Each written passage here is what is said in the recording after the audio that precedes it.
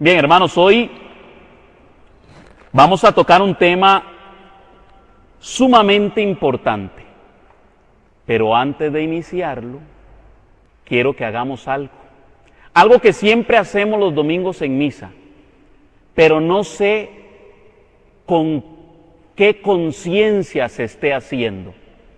Casi siempre, una vez que el sacerdote nos invita a asignarnos, a reconocer quién es Dios, porque eso es lo que hacemos cuando decimos en el nombre del Padre, del Hijo y del Espíritu Santo, estamos reconociendo quién es Dios, pero inmediatamente reconocemos quién es Dios, debemos de reconocernos nosotros delante de Dios.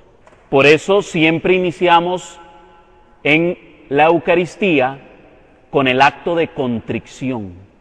Y por eso también quiero iniciar hoy con un acto de contrición.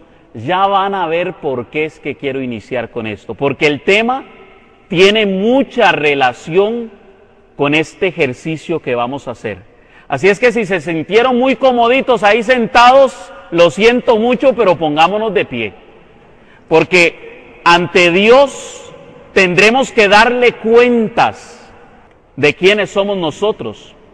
Y por eso, meditando lo que vamos a decir, como deberíamos de hacerlo durante la misa, ese espacio en la Eucaristía es un espacio, es un momento para de verdad sentirse arrepentido por los pecados.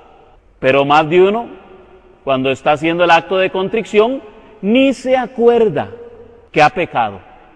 Solamente lo dice de la boca para afuera. Es más, cuidadito, y mientras la boca está diciendo para afuera, está viendo la que está adelante. Y entonces ni siquiera está confesándose pecador, sino que está ahí pecando. Como decía Fernando Casanova, dice que una vez se fue a misa con toda su familia, ya convertido, ¿verdad? El ex pastor pentecostal. Y dice que delante de ellos llegó una muchachita muy decente, con una miniseta por aquí, y con uno de esos pantalones que, ¿verdad?, como que ya no es como antes, sino que más bien van para abajo cada vez más. Imagínese usted, ¿verdad?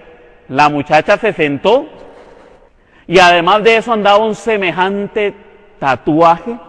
No tengo nada en contra de los que se hayan tatuado, pero semejante tatuaje aquí. Y dice que el hijo de él le decía: papi, mira la mariposita, papi, le decía. Y él: cállate, que si nos ve tu madre nos va a regañar. ¿Ah? Mujeres, ayúdennos. A aquel pobre obispo le hicieron una marcha, no la voy a repetir, ¿verdad?, pero le hicieron una marcha por pedir la decencia en la vestimenta. Pero es que se exponen a que más de un cristiano que no anda muy bien encaminado le termine diciendo o haciendo algo. No estamos justificando a la persona que lo hace. Estamos diciendo que el que no anda en buenos pasos podría terminar haciendo algo que no debería. Porque habemos cristianos que a veces no nos comportamos como Cristo nos manda. Por eso entonces reconozcámonos pecadores y digamos: yo confieso ante Dios Todopoderoso y ante ustedes, hermanos, que he pecado mucho de pensamiento, palabra, obra y omisión, por mi culpa, por mi gran culpa. Por eso ruego a Santa María, siempre Virgen, a los ángeles y a los santos, y a ustedes, hermanos, que intercedáis por mí ante Dios nuestro Señor. Amén. Tomen asiento. Hermano, cuando yo estoy en misa y estoy en el acto de contrición y voy por esa parte que dice: y a ustedes, hermanos, les ruego que oren por mí, que pidan por mí, es el momento en donde usted debería devolver al hermano y decirle: ore por mí. A ustedes, hermanos, que intercedan por mí. Igual le pedimos a la Virgen María, a los santos, que intercedan por cada uno de nosotros. ¿Por qué? Porque es en ese momento de la Eucaristía, en donde todos los pecados veniales, óigalo bien, todos los pecados veniales son absueltos. El pecado mortal, como tal, solo hay una forma de que sea absuelto y es a través de la confesión de pecados, que ese es otro tema que vamos a ver más adelante. Ahí vamos a explicar qué es pecado venial y qué es pecado mortal, pero muy sencillito, muy sencillito. ¿Qué es pecado mortal? Los pecados graves. ¿Y qué es pecado venial? Los pecados leves. Se inventó eso la Iglesia Católica. Dijo que habían pecados mortales y pecados veniales. No, eso usted lo puede leer en Primera de Juan, capítulo 5, versículo 16. Claro, no lo traje aquí preparado, pero ya que el Espíritu Santo pues me está moviendo a decírselos, ¿qué dice? Si alguno ve que su hermano está cometiendo un pecado que no lleva a la muerte, debe orar, y Dios dará vida al hermano, si se trata de un pecado que no lleva a la muerte. Hay un pecado que lleva a la muerte, y por ese pecado no digo que se deba orar. Palabra de Dios. Oiga lo que dice Juan. Si alguno ve a un hermano que ha pecado, pero que no ha pecado de muerte, oren por él y el pecado le será perdonado. El acto de contrición es el momento para pedir los unos por los otros para que el pecado que no es de muerte le sea perdonado.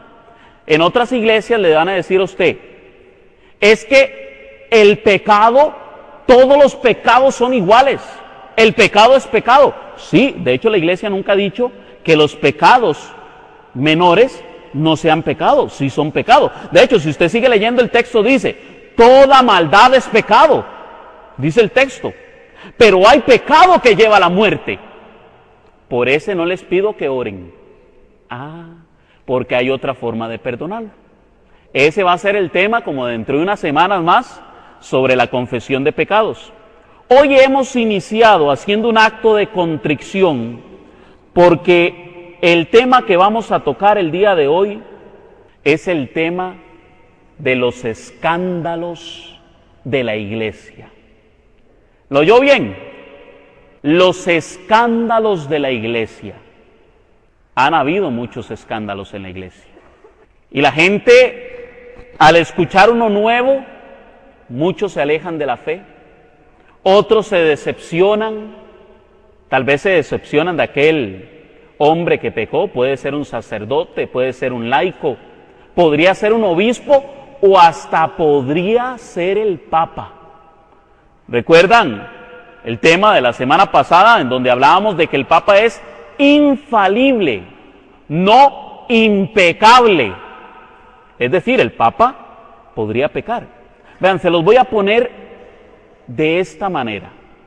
Yo como católico, si hoy llego a mi casa y me encuentro en las noticias que agarraron al Papa haciendo algo indebido, yo no voy a perder mi fe en Cristo por eso.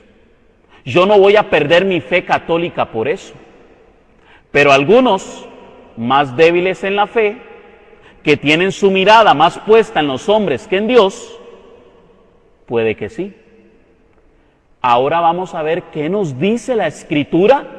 Primero, con aquel que provoca el escándalo, con los escándalos que han ocurrido en el pasado, en el presente, y Dios no quiera, pero que posiblemente puedan ocurrir a futuro. Hoy vamos a ver el tema de los escándalos de la iglesia. Los objetivos de hoy, vamos a identificar las causas de esos escándalos. Vamos a ver el compromiso que debe de haber de parte de nosotros y la exigencia del Evangelio cuando nos confronta ante estas situaciones.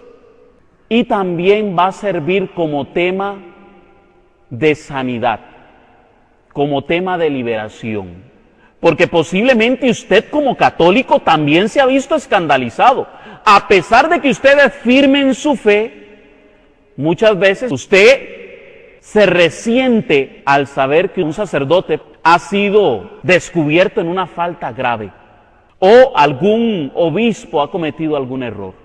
Y entonces también va a servir de sanación, de liberación. ¿Por qué? Porque puede ser que usted mismo haya sido víctima de algún religioso, de alguna religiosa o de algún laico que se dice ser muy católico, pero que a la hora de la práctica no es muy congruente con su fe. Entonces el tema de hoy nos va a servir de mucho. Y quiero iniciar con unas palabras que el Papa Juan Pablo II pronunció en el año 2000, por el año jubilar, a lo que él le llamó la purificación de la memoria. Es decir, purificar la memoria de aquellos recuerdos del pasado. Porque, dígame si sí o no, ¿cuántas veces a usted le han llegado a restregar en la cara? Porque literalmente así es. Que es que la Iglesia Católica en el pasado, las cruzadas, la Inquisición, los Borgia, recuerdan lo que hablábamos de los Borgia la semana pasada, estos obispos, aquel y el otro, empiezan a restregarnos lo que ha sucedido en Costa Rica. El padre Minor en Miami, Alberto Coutier, y nos lo restriegan en la cara y nos dicen, no, la iglesia ya está derrumbándose, la iglesia ya pronto se va a acabar, pronto la gente va a salir de ese engaño. Y no crean, eso duele porque hay casos que son reales, hay otros que no tanto, muchos son mitos, pero hay casos reales y no los podemos negar. Negarlos sería negarnos a la verdad. Y si Cristo es la verdad, tenemos que estar abiertos a la verdad. Dice el Papa Juan Pablo II, la iglesia es santa porque Cristo es su cabeza y su esposo. Mucha atención, porque si nosotros decimos que la iglesia es pecadora, estaríamos diciendo que Cristo es pecador, porque Cristo es la cabeza de esta iglesia, es miembro de la iglesia, solo que es el miembro principal. Por eso Juan Pablo II aclara, la iglesia es santa porque Cristo es su cabeza, porque Cristo es su esposo. Ahora bien, los hijos de la iglesia conocen la experiencia del pecado, cuyas sombras se reflejan en la iglesia, oscureciendo su belleza. Nuestros pecados oscurecen la belleza de la iglesia de Cristo. Por eso la gente no quiere creer. Nos mira a nosotros y qué ganas le van a dar de venir a la iglesia católica, de entrar en comunión con Cristo. Por supuesto que nadie. Eso es como ver a una familia que está dividida, a una familia en donde hay graves problemas y querer estar en medio de esa familia. Y eso es lo que nos sucede. Lamentablemente, eso es lo que pasa. Ahora bien, aclara el Papa, no se trata de un juicio sobre la responsabilidad subjetiva de los hermanos que nos han precedido. Esto es algo que solo le corresponde a Dios. ¿Qué es lo que solo le corresponde a Dios? El juicio. Por eso aclara, no se trata de un juicio. No es que estamos condenando a los que cometieron errores en el pasado. No, eso solo le corresponde a Dios. ¿Quién?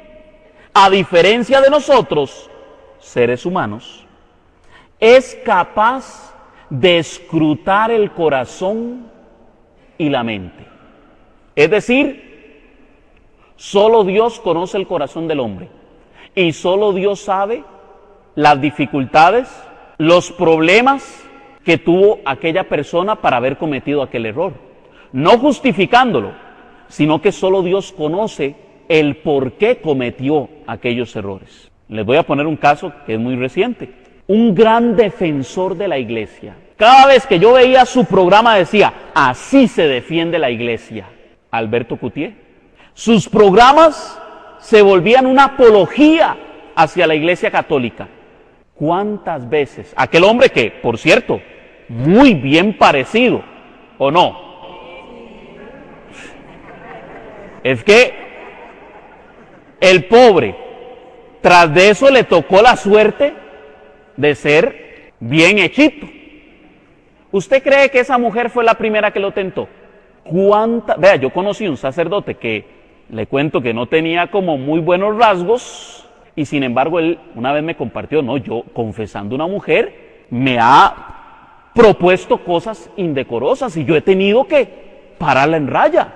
Imagínense, ¿cómo es posible? Imagínense al punto de que puede llegar una tentación en privado, en secreto, nadie se va a dar cuenta. Si es que aquí somos muy valientes juzgándolo, desde aquí podemos señalar y apuntar, pero ¿cuántas tentaciones se habrá librado? ¿Cuántas veces le habrá dicho que no a una mujer? Y no con eso tampoco quiero justificar el pecado como tal, no se trata de justificar el pecado, sino la lucha, la batalla espiritual que se desenvuelve en cada uno de nosotros y que solo Dios conoce el corazón del hombre para juzgarlo. Nosotros ciertamente no vamos a favorecer el pecado, pero tampoco somos quien para andar condenando. Sigue el Papa Juan Pablo II, muy importante.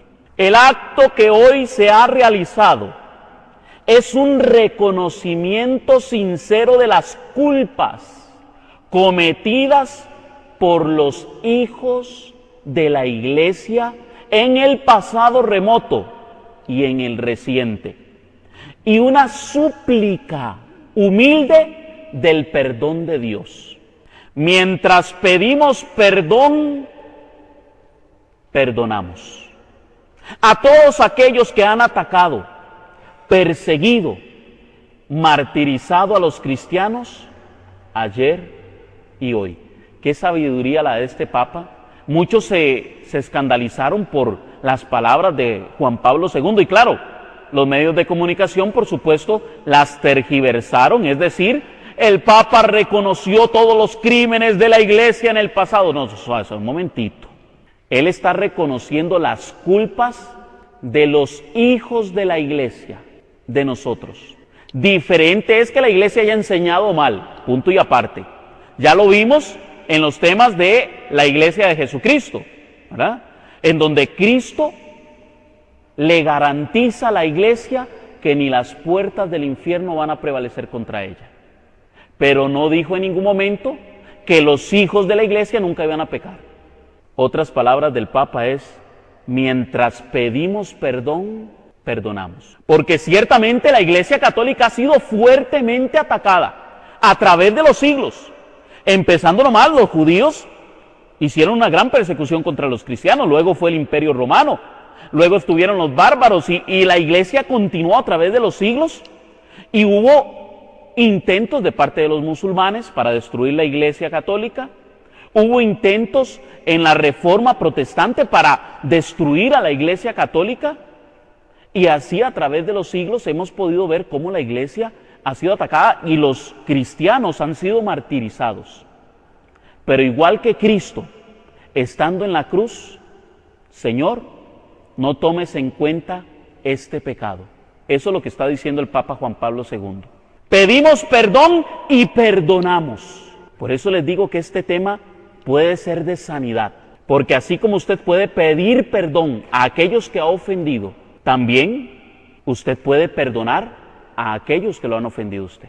Y por eso quiero aprovechar hoy, delante de todos ustedes, para que si en algún momento, con alguna de mis palabras o mis actos, se han sentido ofendidos, me perdonen. De corazón se los digo. Y si algún hermano no católico se ha resentido porque tal vez no he tenido la caridad suficiente para decirle las cosas con más amor, le pido perdón. Porque muchas veces nos equivocamos como seres humanos. A veces nos sucede lo de Cristo y es que el celo por tu casa me arrebata y decimos cosas que a veces pues a la gente le molestan. Con intención o sin intención. Y también perdono a todo aquel el que me haya juzgado mal. Dicen que no tengo una cara como muy favorable, entonces desde que me ven ya dicen como que les caigo mal. Están perdonados todos. Pero en serio, si alguien ha dicho algo en contra mía, tómelo en cuenta como si nunca lo hubiera hecho. Igual está perdonado. Y ojalá que podamos hacer esto en nuestras familias, en nuestros trabajos, en los lugares en donde estudiamos o en la misma parroquia, en la iglesia. En la iglesia se encuentra uno con problemas. Bueno, igual yo perdono y pido perdón por mis errores a aquellos que se hayan visto ofendidos. Concluye el Papa Juan Pablo II diciendo: nunca más contradicciones con la caridad en el servicio de la verdad. Nunca más gestos contra la comunión de la iglesia. Nunca más ofensas contra cualquier pueblo. Nunca más recursos a la lógica de la violencia. Nunca más discriminaciones, exclusiones, opresiones, desprecio a los pobres y de los últimos. Son las palabras del Papa Juan Pablo II en el año jubilar, en el año 2000, palabras de sabiduría. De ahora en adelante, por eso él dice, nunca más aquellos escándalos que muchas veces dañaron a católicos y a no católicos. Pero vamos a ver entonces qué nos dice la palabra de Dios, qué dice la Sagrada Escritura sobre los escándalos. ¿Será que la Iglesia católica no es la Iglesia de Cristo porque lo evidencian los escándalos? ¿El pecado en la Iglesia? Porque eso es lo que muchos nos dicen. La Iglesia católica no puede ser la Iglesia de Cristo porque hay muy mal testimonio de parte de los católicos, porque muchos sacerdotes han cometido pecados escandalosos. ¿Será eso cierto? Vamos a ver qué nos dice nuestro Señor Jesucristo en el Evangelio según San Mateo, capítulo 18, versículo 6 y 7. Dice lo siguiente: al que haga caer a uno de estos pequeños que creen en mí, mejor que le amarren el cuello una gran piedra de moler y que lo hundieran en lo más profundo del mar. Mucha atención. Si alguno hace caer a uno de estos más pequeños, más le valiera que le ataran una soga al cuello con una piedra y se tirara al mar. Y vamos a ver a qué se refiere. ¡Ay del mundo a causa de los escándalos! Tiene que haber escándalos, pero hay del que causa el escándalo. Palabra de Dios. Noten lo siguiente. Jesucristo hace la advertencia: ay del mundo por los escándalos. Ay del que provoca el escándalo. Pero aclara, tiene que haber escándalos. Es decir, que en la iglesia de Cristo van a haber escándalos. Pero hay del que los provoque. Entonces ya desde el puro principio podemos ver cómo Cristo aclara que van a haber escándalos. Así que si alguien dice que la iglesia católica no es la iglesia de Cristo por los escándalos, momentito, porque el mismo Señor Jesucristo lo deja bien claro. Van a haber escándalos, tiene que haber escándalos, pero hay de aquel que provoque el escándalo. Ahora bien, vamos a ir todavía a otro texto que es más claro. Aquí sí vamos a leerlo un poquito más rápido porque el texto lo amerita. Es importante leer el contexto de este texto. Búsquenlo por ahí en sus Biblias, Mateo capítulo 13, versículo 24 y 30. Mateo 13, del 24 al 30.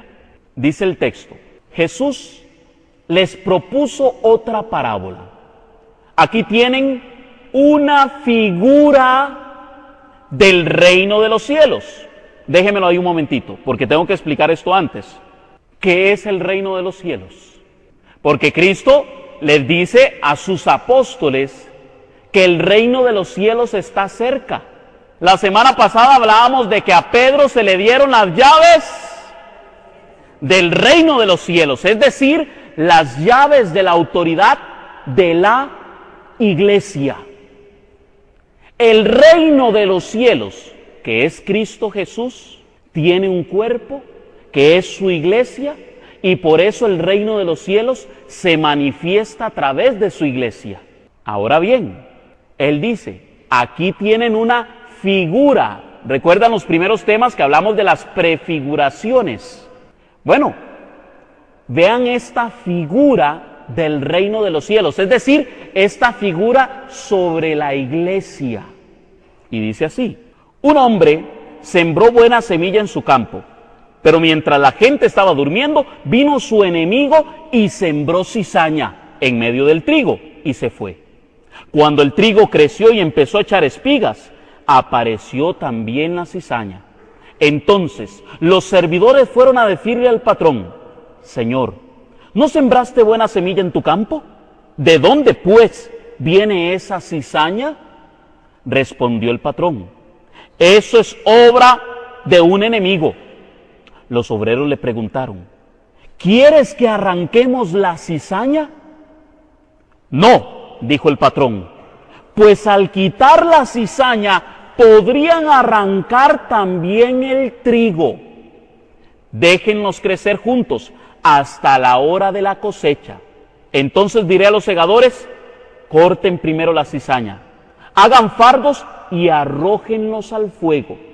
Después cosechen el trigo y guárdenlo en mis bodegas. Palabra de Dios. Esta parábola muy conocida por los católicos. ¿Por qué es conocida en la Iglesia Católica? ¿Por qué? Nosotros nunca leemos la Biblia en la Iglesia Católica. Todos los domingos, y los que van a misa todos los días. Y esta es una de las parábolas que más se tocan los domingos. Es clásica la parábola. Entonces todo católico la ha escuchado. Por eso es que un católico, cuando se va de la Iglesia Católica, le hablan de la palabra de Dios y la entiende también. Porque toda la vida le han hablado de la palabra de Dios.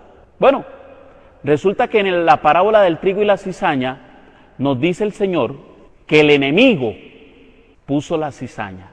En la iglesia, ¿quién pone la cizaña? El enemigo. Mucha atención. Y oiga lo que dice, los obreros le preguntaron, ¿quieres que arranquemos la cizaña? Y él les dice, no, pues al quitar la cizaña podría también arrancarse el trigo. El que conoce del campo sabe que el trigo y la cizaña se parecen mucho. Y en ese momento, si llegan a tratar de arrancarlos, podrían traerse el trigo. Ahora bien, resulta que muchos en la Iglesia Católica pareciera que son cizaña, ¿sí? Y entonces el Señor ya sabe, estos son de los míos, pero parecen cizaña. Mucha atención. Por eso le dice a los segadores, un momento, no los arranquen. Cristo está dando tiempo. ¿Para qué? Para que el trigo dé frutos. Para reconocer el trigo a través del fruto. Para poder arrancarlo. Para saber que de verdad es de los de Cristo. Porque puede haber uno a la par suya. Vuélvase a ver a la par así, haga así. Haga al otro lado así. Cuidadito. Y usted la cizaña. Cuidadito, ¿verdad? ¿Qué creyó? ¿Que le iba a decir que era el hermano de la par? No, los de la par suya son puros trigos.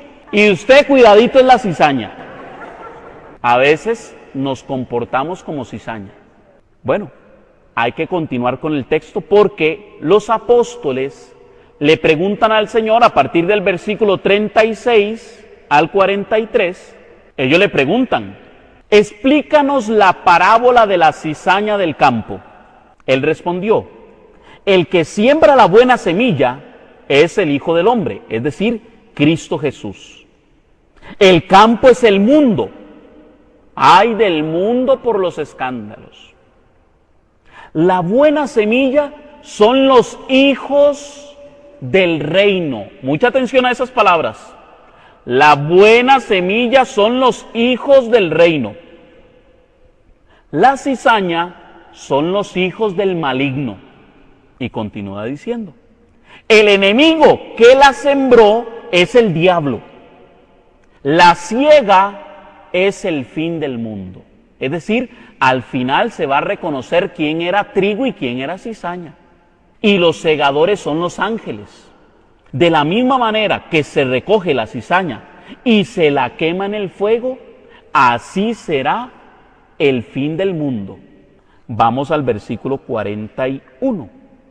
El Hijo del Hombre enviará a sus ángeles, que recogerán de su reino. ¿De dónde? ¿Y qué es el reino? La iglesia. El Hijo del Hombre enviará a los ángeles, que recogerán de su reino todos los escándalos y a los obradores de iniquidad, y los arrojarán en el horno de fuego. Allí será el llanto y el rechinar de dientes. Entonces los justos brillarán como el sol en el reino de su Padre. El que tenga oídos, que oiga. Mucha atención, porque algunos han dicho, no, es que los que andan haciendo cosas malas en la iglesia no son de la iglesia. Error. De la iglesia es de donde salen los escándalos. Las peores herejías, ¿de dónde han salido? De miembros de la iglesia católica. No de la iglesia como iglesia que es madre, la iglesia que enseña, sino de los miembros de la iglesia, que distorsionan la enseñanza o que hacen lo que la iglesia no los manda hacer. Mandó la iglesia católica al padre Cutié a que se metiera con la mujer del otro. ¿Verdad que no? No. La iglesia católica deja muy claro que el matrimonio es sagrado, que el adulterio es pecado, y si usted lo hace, lo sentimos mucho, pero la iglesia católica lo deja claro, eso es pecado. Ahora, al que le tocará hacer juicio, va a ser a Dios, y él tendrá que darle cuentas a Dios de lo que habrá hecho. Yo no soy quien para juzgarlo. Lo mismo pasará aquí con el caso del padre Maynor. Y lo digo abiertamente porque para nadie es un secreto, porque estuvo 5 años en primera plana. ¿A quién se le puede esconder eso? 5 años el pobre padre Maynor ahí. Yo creo que bastante pagó con semejante humillación pública. Y al final no lo condenaron por lo que lo acusaban. Lo condenaron por algo que nunca fue juzgado. Es decir, no hubo un juicio para condenarlo por eso. Si cometió errores, que también hubo cosas que salieron a la luz que no eran muy cristianas, si cometió errores, también tendrá que darle cuentas a Dios, así como le tuvo que dar cuentas a las autoridades en la tierra.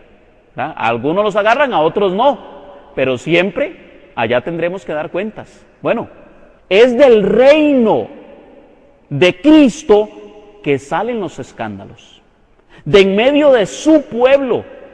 Claro, el demonio mete cizaña. ¿Para qué? Para que los hijos del reino se aparten de la voluntad del Padre, se aparten del camino del Señor. Nosotros deberíamos de dar ejemplo. Es que el grave problema de la Iglesia Católica no es un problema doctrinal. El grave problema de la Iglesia Católica es que hay un divorcio entre lo que creemos y lo que hacemos. La mayoría de católicos, usted le pregunta, ¿usted cree que es malo matar? Sí. ¿Usted cree que es malo robar? Sí. ¿Usted cree que es malo el adulterio? Sí. ¿La borrachera? Sí. Pero resulta que después de que dicen sí, se van y hacen todas esas cosas. Y ahí es donde la gente se escandaliza. Yo les compartía una vez de un amigo mío que era evangélico, bueno, sigue siendo evangélico, si no me equivoco. Y en una de esas conversaciones él me decía, pero yo no puedo creer que la iglesia católica sea la iglesia de Cristo, porque yo veía a los católicos como después de misa eran los primeros en comprar los litros de licor en el supermercado. Puede ser que aquel católico lo compraba solamente para echarse un highball, ¿verdad? Una celebración o algo así, un brindis, no sé. Pero seguro aquel hermano se escandalizaba y pensaba que aquel católico iba a hacer esto. Gluc, gluc, gluc, gluc, gluc. Y si le iba a bajar toda. Me imagino que eso era lo que él pensaba.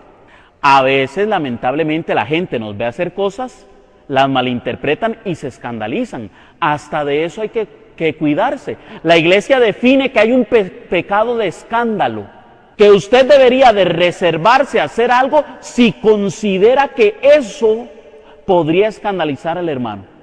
¿Me explico? Bueno, hay que tener mucho cuidado y también que no sea verdad lo que aquel hermano está pensando, porque eso lo agrava más. El hecho de que se escandalice, pero porque de verdad usted está cometiendo un pecado grave. Bueno, nosotros como iglesia debemos de dar ejemplo y ayudar a la conciencia de los hermanos. Dice Pablo que él cuando estaba con los gentiles se hacía como los gentiles. Cuando estaba con los judíos se hacía como los judíos. Cuando estaba con los griegos, como los griegos. ¿Para qué? Para que no se escandalizaran. Y él dice, así yo podía llevar a Cristo a judíos, gentiles o griegos. Y de eso se trata, de poder expresar a Cristo de todas las maneras, de todas las formas. Amén. Muy bien. ¿Cómo fue la iglesia apostólica? Porque si nos reclaman que la iglesia católica no puede ser la iglesia de Cristo, porque en la iglesia católica hay pecadores, nos equivocamos, entonces deberíamos de ver cómo fue la iglesia que Cristo tuvo, la iglesia de los apóstoles. Vamos a ver el primero, Pedro. ¿Qué hizo Pedro? Lo negó. Oiga, empezando por el primer papa, lo negó.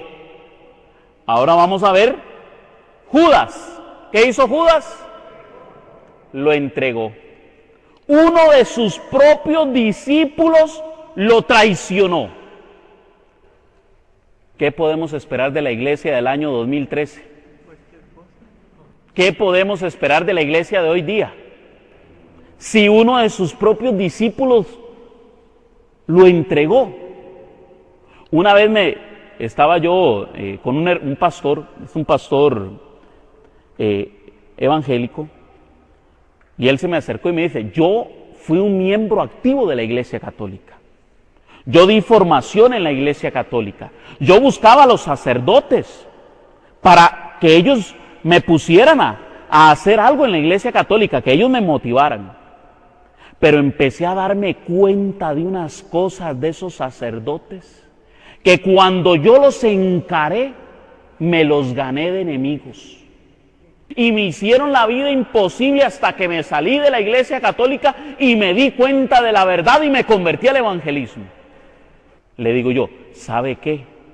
Yo no sé si lo que usted dijo es cierto, pero se lo creo todito. Todito se lo creo. ¿Sabe por qué? Porque Pedro lo negó. Judas lo entregó. Tomás, el apóstol, no le creyó que había resucitado. Felipe no creyó que Jesús fuera uno con el Padre. Dice Juan capítulo 14. Muéstranos al Padre y con eso te creemos, le dice Felipe. Santiago y Juan se estaban peleando los puestos del reino. Querían estar uno a la derecha y otro a la izquierda, como los más importantes. Ya estaban buscando argolla.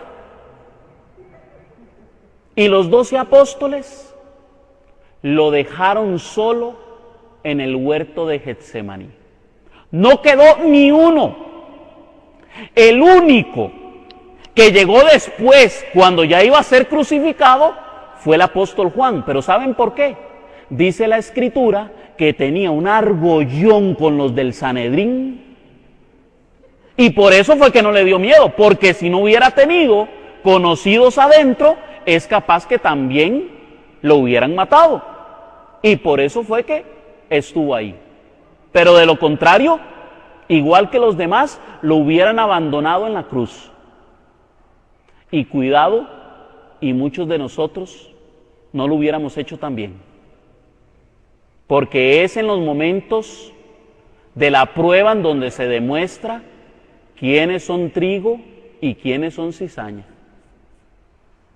Ahora bien, hay algunos que le van a decir a usted, sí, pero eso fue antes de la resurrección. Luego de Pentecostés vino el Espíritu Santo, se les quitaron los miedos y empezaron a predicar. ¿Y qué? ¿Ya no volvieron a cometer pecados los apóstoles? ¿Ya no se equivocaban? Pregunto. Claro que sí. De hecho, nos dice la carta a los Gálatas, capítulo 2, versículo 11 al 16, apúntelo por ahí, luego lo lee, que Pablo se enfrentó con Pedro. Porque resulta que vinieron algunos judíos a visitar a Pedro y a Pablo. Y se encontraron, Gálatas capítulo 2, versículo 11 y 16.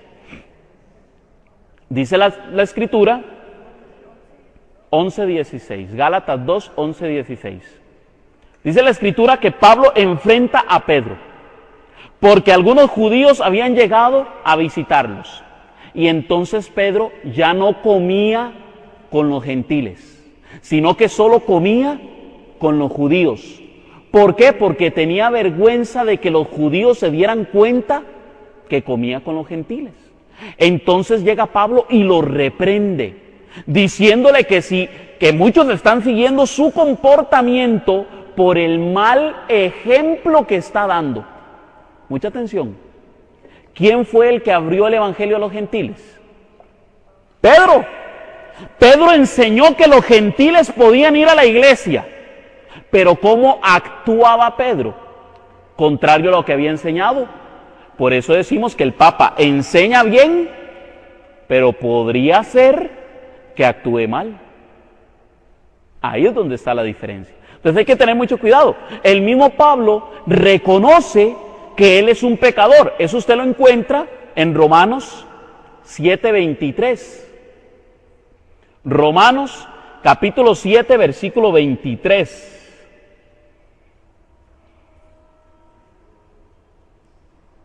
Él mismo se reconoce que sus miembros, los miembros de su cuerpo, lo arrastran en el pecado. Dice él en Romanos 7:23. Mis propios miembros, hay una ley más fuerte que me arrastra. ¿Quién podrá librarme del pecado? Y él concluye diciendo, miserable de mí, ¿quién me librará de este cuerpo? Dice Pablo, ¿quién me librará de este cuerpo de muerte? Porque él también tenía tentaciones igual que usted y posiblemente pudo haber pecado. Claro, no tenemos así como para decirle, pero por ejemplo, Pablo se pelea con Bernabé. Oiga, si es que hay problemas en la iglesia, eso es normal. Y la misma escritura habla del problema que hubo con Pablo y Bernabé y que por una discusión se apartaron y ya el otro predicaba con otro y él con otro, ¿verdad? Los problemas se dan en la iglesia. Decir que su iglesia es inmaculada, que aquí todo el mundo es santo y que nadie peca, hay un problema. Posiblemente esa no es la iglesia de Cristo. Podrá ser otra iglesia, pero no es la iglesia de Cristo. En la iglesia de Cristo hay problemas, hay pecado y hay escándalos. Ahora bien, ¿será que Cristo abandonó a su iglesia por los pecados? ¿Será que en el transcurrir de los años era tanto el pecado en la iglesia que Cristo termina abandonándola, dejándola perdida? ¿Será que por nuestra infidelidad Cristo será infiel a su iglesia? Vamos a ver qué dice la Escritura. Romanos capítulo 3, versículo 3. Romanos 3, 3. No importa que algunos fueran infieles. ¿Qué dice? No importa que algunos fueran infieles. Es que su fidelidad va a anular la fidelidad de Dios. ¿Y cómo concluye? Nunca, jamás. Nuestra infidelidad no anula la fidelidad de Dios. Dios permanece fiel con su iglesia. Ahora bien, si usted le da la espalda a esa iglesia y se va de ella, Dios permanece fiel a la iglesia. Pero a aquellos que se van, tendrán que darle cuentas. Y de esas infidelidades va a venir el pecado. De esas infidelidades van a venir los escándalos. De hecho, hay algunas traducciones que no traducen infidelidad. ¿Alguna traducción que diga diferente? No importa que algunos fueran infieles, que no creyeran. ¿Ah? Bueno, si su traducción dice que no creyeran, ahí hay un pequeño problema, porque luego sí concluye diciendo que Dios es fiel, ¿verdad? La palabra para fidelidad en griego es pisten. Esa es la palabra en griego, pisten. Y resulta que la palabra para infiel es apisten. A, que significa no, y pisten, que significa fidelidad. Es decir, la traducción correcta sería infidelidad. ¿Ah? Por aquello de las traducciones, porque alguno dirá, porque no tiene fe, porque no cree. Bueno, también, el que no tiene fe, el que no cree, se aparta de los caminos del Señor. Pero el Señor sigue firme con la fe que nos ha dado. Amén.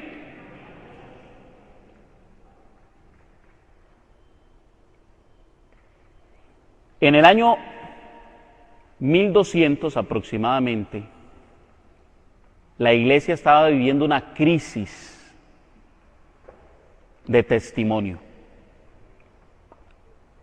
En esa época se dice, porque por lo menos no consta tangiblemente, no hay documentos, pero se dice que los papas daban muy mal testimonio.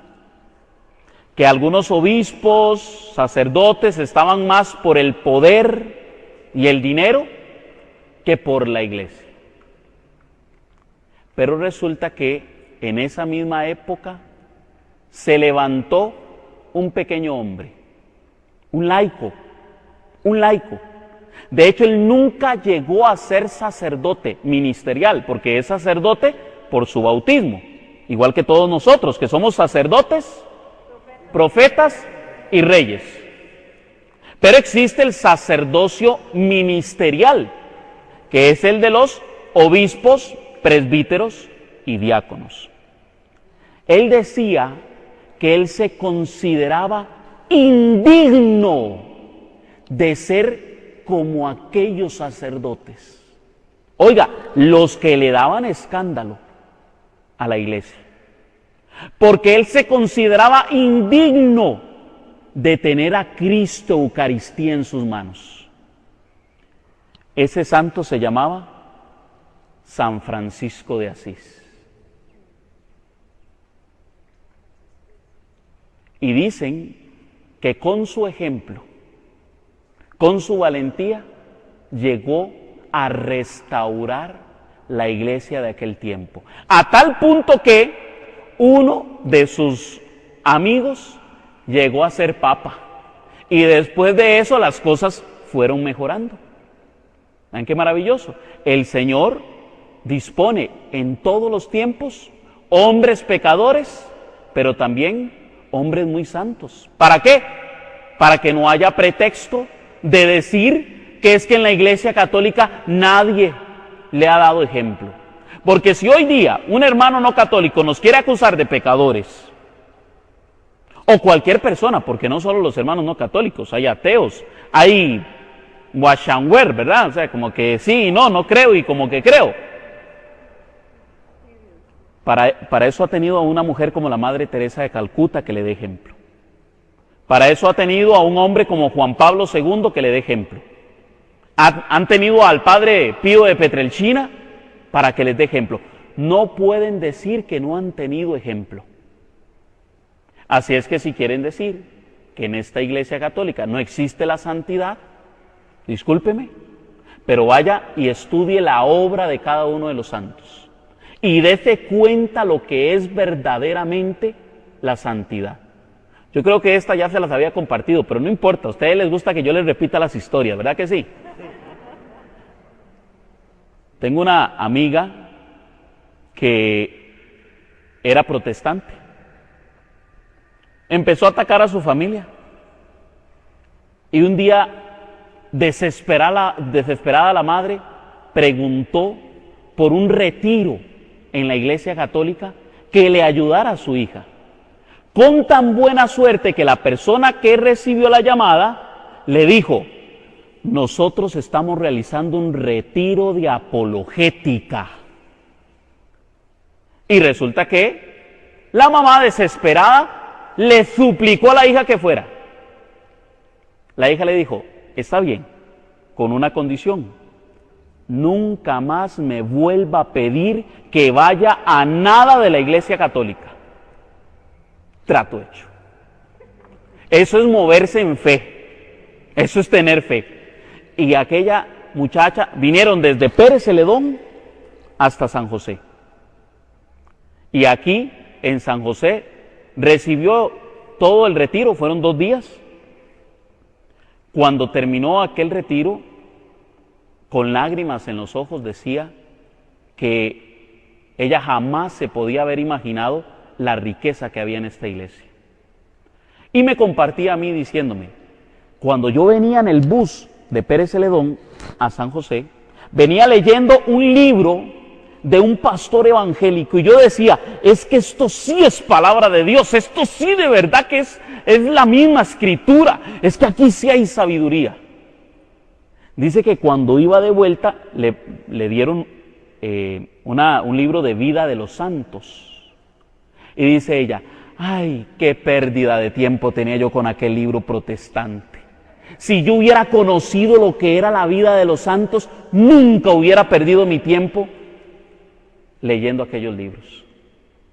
Es que el católico no conoce su fe, no conoce la gran obra que ha hecho los santos en la Iglesia Católica y las obras que ha hecho la misma Iglesia Católica. Amén.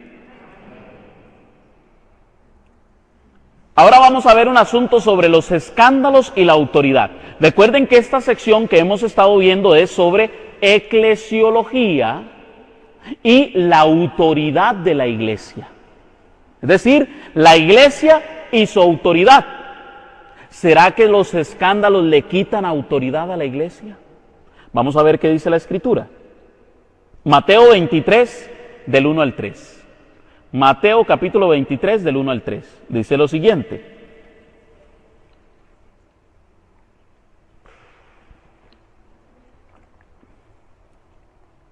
entonces Jesús se dirigió a la gente y a sus discípulos les dijo: en la cátedra de Moisés se han sentado los escribas y los fariseos. Haced pues y observad todo lo que os digan, pero no imitéis su conducta, porque dicen y no hacen. Atan cargas pesadas y las echan a las espaldas de la gente, pero ellos ni con el dedo quieren moverlas.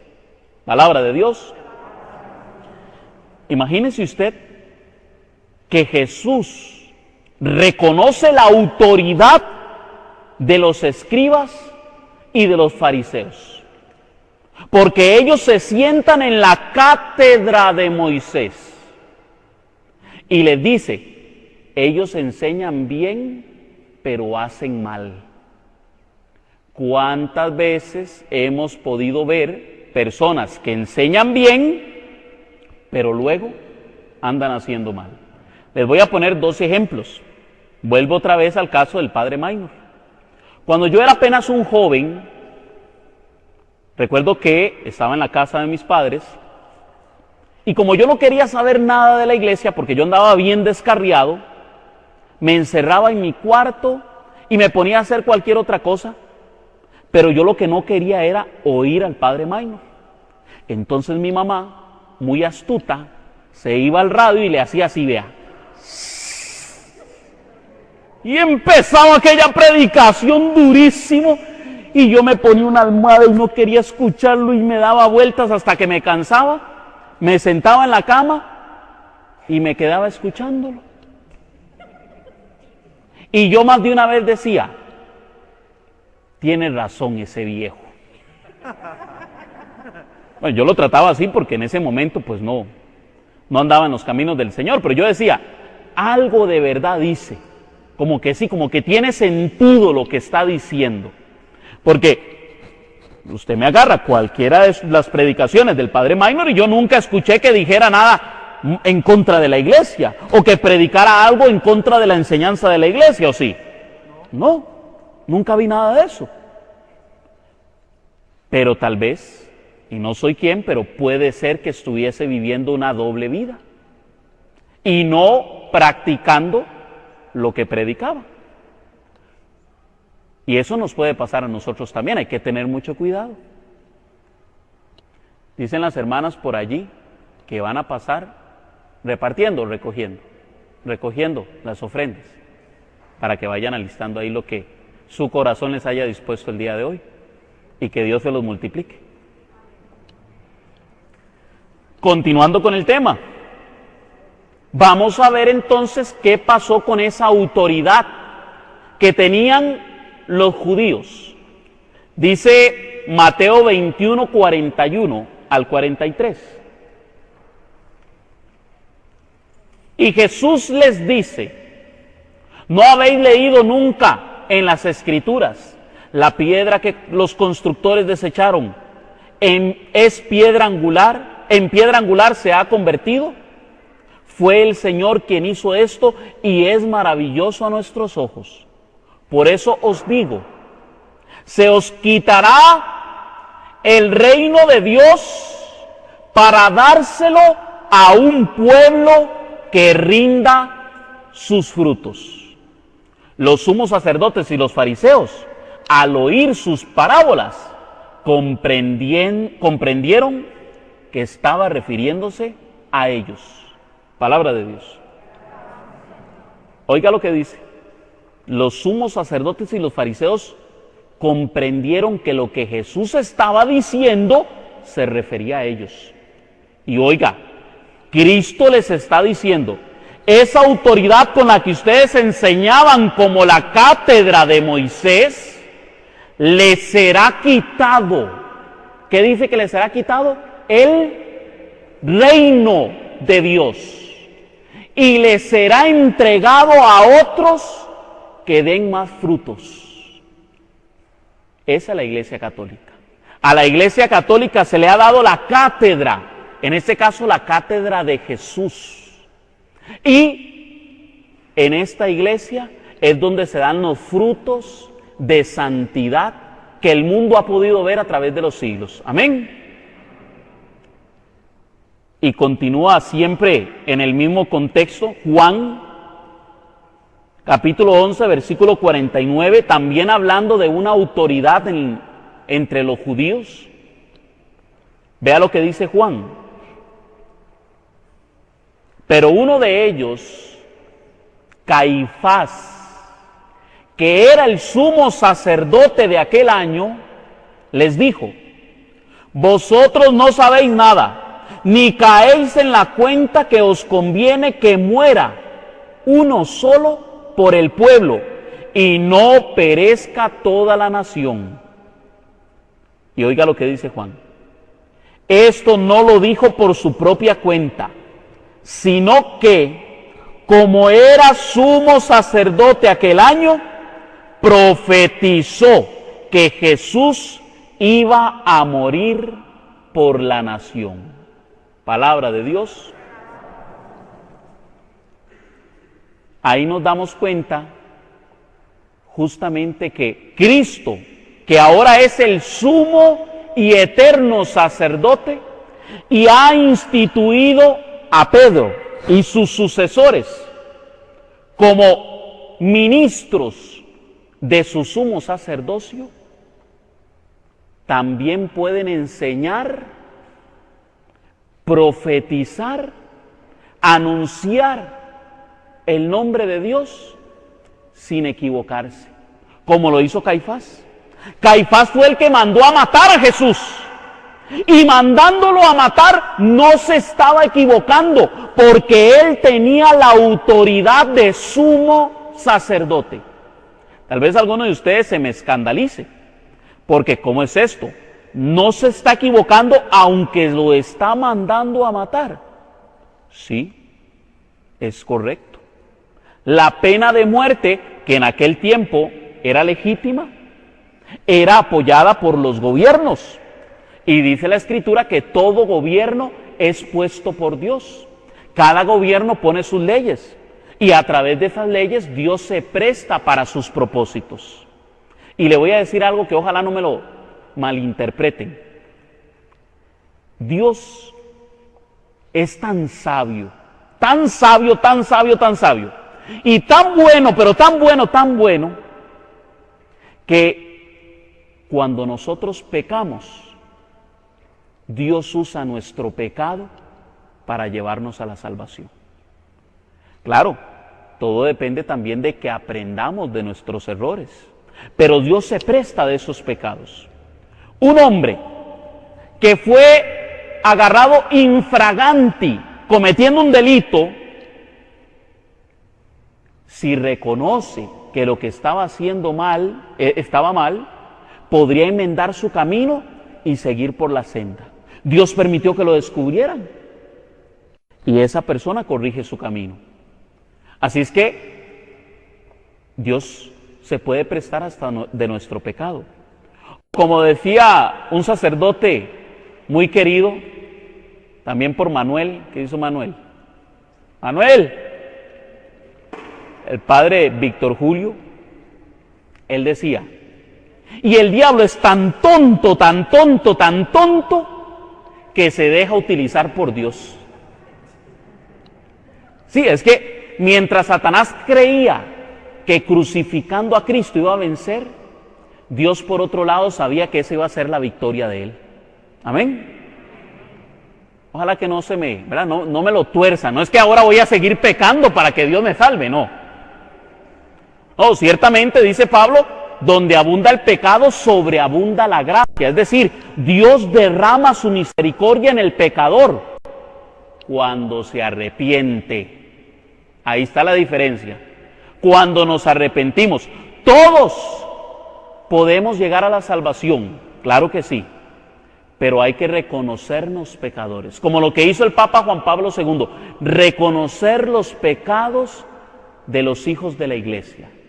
Usted y yo, si nos reconocemos pecadores e imploramos la misericordia de Dios, que yo creo que ha sido una de las catequesis que nos ha estado dando el Papa Francisco, él ha estado diciendo, acójanse a la misericordia de Dios.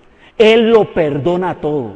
Es que hay gente que cree que ya, por lo malo que ha hecho, ya Dios no lo va a perdonar. Pero Dios no rechaza un corazón, ¿cómo? Contrito y humillado.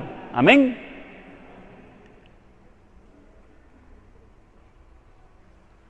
Muy bien. La iglesia ciertamente ha sido perseguida a través de los siglos. Como les decía, la intentó destruir Napoleón, la intentó destruir Hitler. Hoy día lo han intentado el comunismo, lo han intentado los medios de comunicación. Cada vez que los medios de comunicación se dan cuenta de algún escándalo, oiga, le hacen bulla que da miedo. Es curioso, aquí en Costa Rica, no es mentira, yo creo que fueron 5 años restregando en la cara de los costarricenses el problema con el padre Minor. Yo creo que no es un secreto. Un día vi un artículo de algo similar que hizo un pastor evangélico. El artículo que duró un día en el periódico.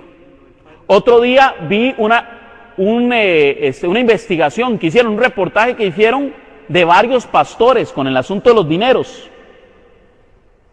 3 días duró. ¿Por qué es que los medios de comunicación se empecinan en atacar a la iglesia una y otra vez? Porque detrás de ellos hay alguien que los está dirigiendo y está tratando de prevalecer contra la iglesia. Porque ni las puertas del infierno prevalecerán contra mi iglesia. Satanás hace esfuerzos enormes para sacar delante de todo mundo lo que hacen los sacerdotes que son líderes en la iglesia, porque hay que reconocerlo. Ellos deberían de ser los primeros en dar el ejemplo. Lamentablemente, cuando cae un árbol, todo el mundo se da cuenta por el ruido que hace, pero nadie se da cuenta de los otros 99 árboles que quedaron de pie. Eso sucede en la Iglesia Católica. En la Iglesia Católica hay miles de sacerdotes entregados de verdad a su ministerio, hombres santos que han hecho salir adelante las comunidades en la iglesia, pero solamente nos acordamos de aquel hombre que cayó, porque también ellos son hombres. Puede ser que alguien se escandaliza si me ve a mí haciendo algo, pero cuando es un sacerdote, como que la gente le da más importancia, pero no debería ser así. Todos los cristianos debemos de dar ejemplo, no solo los sacerdotes. Es que nosotros también somos iglesia y nosotros también tenemos que dar ejemplo. Así es que si a usted algún día se le ocurre apuntar con el dedo a un sacerdote, recuerde, vea, hay 3 deditos más que lo están apuntando a usted. Recuerdo una vez que estaba en medio de varios compañeros de trabajo. Cada uno de ellos estaba sacando los trapos sucios de la iglesia. Me los echaban en cara. Yo recuerdo que a veces no tenía ni palabras para contestarles. Y a veces eso es lo que nos pasa a los católicos. Yo dije, Señor, pero ¿qué les puedo decir? Es que sí es cierto, aquel cutié se cuitió en todo. El otro calvo nos dejó pelones. No me quedó otra. Un recurso. Me agaché, tomé una piedra y les dije, el que esté libre de pecado, que tire la primera piedra. Se quedaron fríos. No sabían qué decirme. Uno por ahí, vea, hasta así seco tragó. Es que nosotros no somos quien para juzgar a los demás. Mucho cuidado. Y a veces señalamos a ciertas autoridades. Vea, a mí me han señalado a ciertos sacerdotes que para mí son buenos sacerdotes. Pero también cometen errores. A veces se pueden levantar de malas y contestarle mal a alguien, aunque como cristianos no deberíamos. ¿Es que a usted nunca le ha pasado? ¿Verdad que sí? Posiblemente. ¿O cuántos errores podemos tener? Bueno, la iglesia no se puede juzgar por el pecado. La iglesia tiene que ser juzgada por los frutos que ha dado a este mundo, que son montones, son muchísimos. Veamos cuáles son los frutos de la Reforma. Martín Lutero. ¿Qué hizo Martín Lutero? Dividir a la iglesia. Ahora, ¿fue que Martín Lutero era una mala persona? No, yo no creo que Martín Lutero fuera una mala persona. De hecho, algunos católicos lo ven con buenos ojos. ¿Y sabe qué provocó que Martín Lutero causara esta gran división? Nuestra culpa. Martín Lutero se dice que fue a Roma a hacer una indulgencia y cuando llegó a Roma se escandalizó por el mal ejemplo de algunos obispos y del Papa. Y ese escándalo dentro de sí provocó que se fuera alejando de la iglesia poco a poco y empezara a tener una opinión diferente de la iglesia. El problema aquí no empezó por lo que enseñaba la iglesia, sino que empezó por el escándalo en la Iglesia Católica. Qué cuidado que hay que tener, porque eso provocó una lesión, así lo dice el Concilio Vaticano II, provocó una lesión en el seno de la Iglesia Católica. Y de ahí la gran división del cristianismo fuera de la Iglesia Católica. Aunque sabemos que la Iglesia es una y única, hay muchos hermanos que se han ido de esta Iglesia a buscar su propio camino. Bueno, desde los escándalos. Pero también podemos ver que la misma reforma provocó escándalos. Si es que hay un temita por ahí que yo no sé si estaba dentro del curso, pero hay un temita por ahí que también, no creas, se las trae. A nosotros se nos acusa de la Inquisición, ¿verdad que sí? Todo el tiempo. Recuerdo que una vez, hablando con un amigo mío que es pastor, me decía, es que la Iglesia Católica mató a más de 1.000 millones de cristianos. ¿Y de dónde sacó esa cifra? Le digo yo. Porque yo tengo los números de los historiadores, de cuántas personas realmente murieron en la Inquisición. Entonces ya me la cambió diferente. No, es que desde el Imperio Romano estuvieron matando cristianos. Sí, ¿usted sabe cuáles cristianos eran eso? Los católicos. Éramos nosotros los que estábamos muriendo. Es que a veces lamentablemente se la ponen diferente. Entonces le digo yo, y dígame una cosa, ¿usted sabe cuántas personas murieron a causa de la Inquisición protestante? ¿Sabían eso? Bueno, realmente no se le puede llamar Inquisición protestante, porque Inquisición significa buscar, o por así decirlo, juzgar, estudiar. Resulta que si una persona era acusada de un crimen, se le inquiría, se le preguntaba, se le hacía un estudio, es decir, se le hacía un juicio justo, en donde usted tenía derecho a un abogado, a testigos y a pruebas. En la Inquisición protestante, la forma de inquirir de ellos era la siguiente: ¿usted es católico? Sí. Solo por decir que era católico. Si usted era católico, era condenado a muerte. Se derramó más sangre en la Inquisición protestante que en la Inquisición católica. Ahora, aquí no se trata de sacarnos los chicuas viejos, ¿verdad? Los trapos sucios. Chuicas viejos. De la misma forma en que nosotros reconocemos nuestro pecado, deberíamos de decirle a los hermanos, ¿y ustedes reconocen sus pecados?